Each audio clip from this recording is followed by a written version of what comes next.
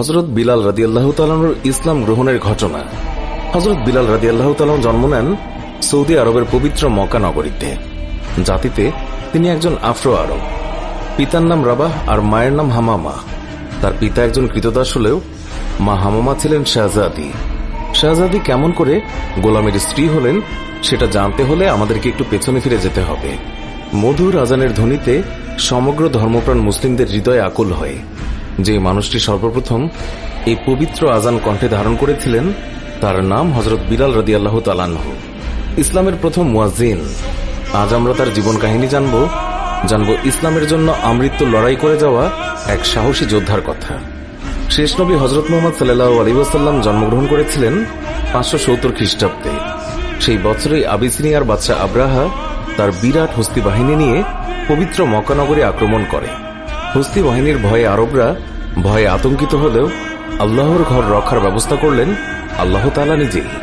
হস্তি বাহিনী সহ আব্রাহা পরাস্ত হল।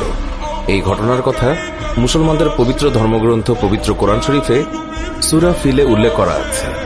আরবি ফিল শব্দের অর্থ হল হাতি। যুদ্ধে পরাজিত হয়ে আব্রাহার সমস্ত বাহিনী পালিয়ে গেল। যারা পালাতে পারল না তারা আরবদের হাতে বন্দী হতো।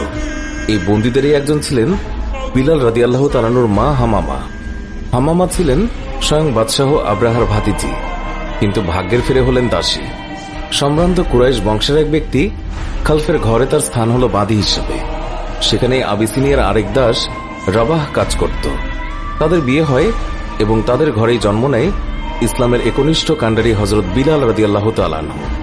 হযরত বিলাল রাদিয়াল্লাহু তাআলা আনহুর চেহারা মুবারকের যেই বর্ণনা পাওয়া যায়, একজন আফ্রো আরব হিসেবে তার গায়ের রং ছিল কালো, দেহের গঠন ছিল লম্বা, মাথায় ঘন কালো চুলে তিনি লাল খিজাব ব্যবহার করতেন।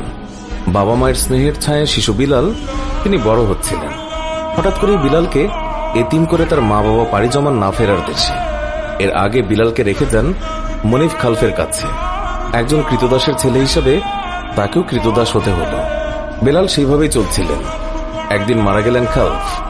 মনিফ হলেন খালফের পুত্র উমাইয়া। উমাইয়া ছিলেন নির্মম। বিলালের উপর নেমে আসলো এক অকথ্য নির্যাতন। কিশোর বিলালের কাজে